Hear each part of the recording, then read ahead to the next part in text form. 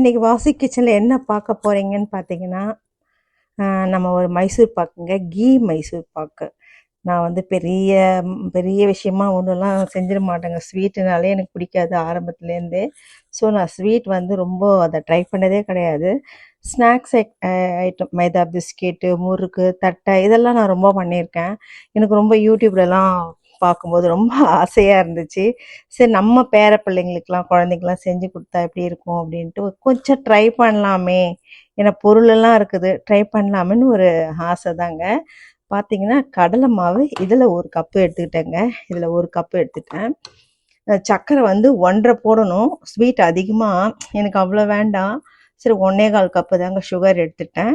Key பார்த்தீங்கன்னா நான் 2 cup எடுத்துருக்கேங்க.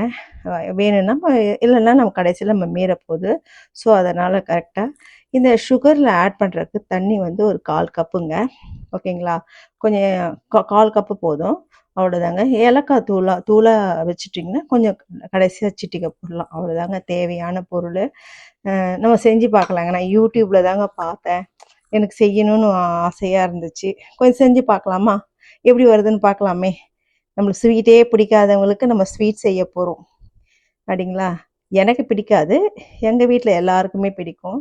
So இப்போ நான் கொஞ்சம் முன்னெல்லாம் பார்த்தீங்கன்னா நான் ஏதாவது ஒர்க் பண்ணிக்கிட்டே இருப்பேன். ஸோ என்ன வந்து பியூட்டிஷியனுங்க, நான் மேக்கப் ஆர்டிஸ்ட்டு. ஸோ அதில் ரொம்ப ரொம்ப பிஸியாக இருப்பேங்க.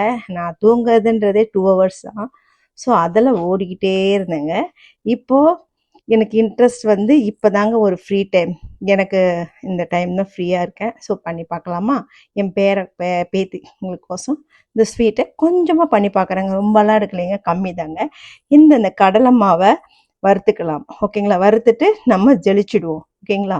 இந்த கடலை மாவு இதில் நம்ம போட்டுருவோங்க. ஒரு கப்பு எடுத்து வச்சுருக்கீங்களா? இது நல்லா வந்து ஒரு 7 மினிட்ஸ் போதுங்க, இல்லை 5 மினிட்ஸ் கூட போதும் நம்மளுக்கு. கொஞ்சம் கட்டியெல்லாம் உடச்சிருங்க. முதல்ல நான் ஒரு தடவை நான் ஜெலிச்சிட்டேன். அது நேற்றுக்கு இருந்தாலும் கொஞ்சம் கட்டியாக போயிடுது. ஸோ மறுபடியும்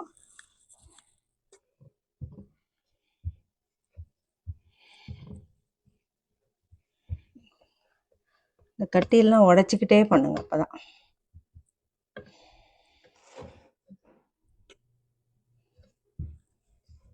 ஒரு மாதிரி மனமாக ஒரு நறுமணம் வருங்க. அந்த மாதிரி ஸ்மெல் ரொம்ப நல்லாயிருக்கும். அது அப்படி வரும்போதே உங்களுக்கு வந்து ஓரளவுக்கு வறுபட்டுறது அப்படின்னு நீங்கள் தெரிஞ்சுக்கலாம்.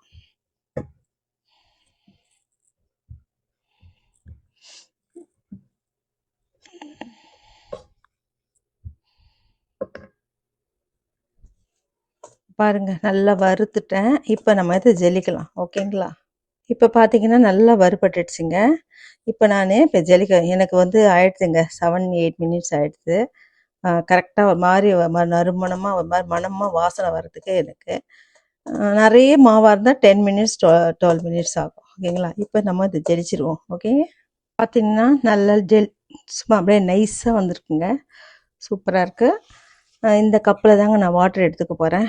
இதை அளந்து ஊற்றிட்டேன் நான். சின்ன கப்பு தாங்க இது. பார்க்க சின்ன கப்பு தான். அதில் 1/4 கப்பு தான் தண்ணி விட்டுட்டு இப்போ நம்ம 1.25 கப்பு வந்து சுகர் எடுத்துருக்கீங்க இல்லையா, இதை நம்ம கம்பி பதமாக எடுக்கணுங்க. ஓகே, தவா வச்சுருக்கேன் நான்.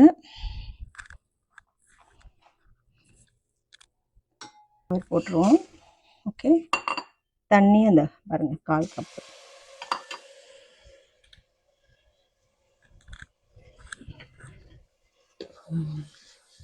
கம்பி பதம் வர அளவுக்குங்க. கம்பி பதம் வந்துருச்சுங்க.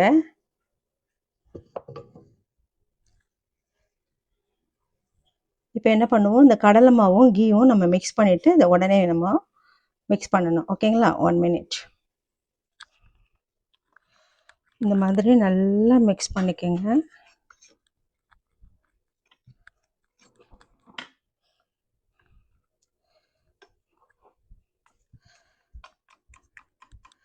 இந்த மாதிரி வரணுங்க.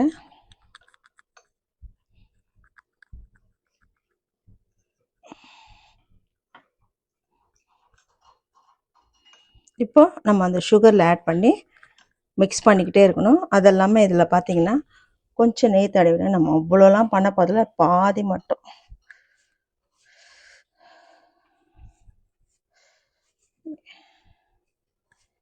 ஓகேங்களா? இப்போ இதில் நம்ம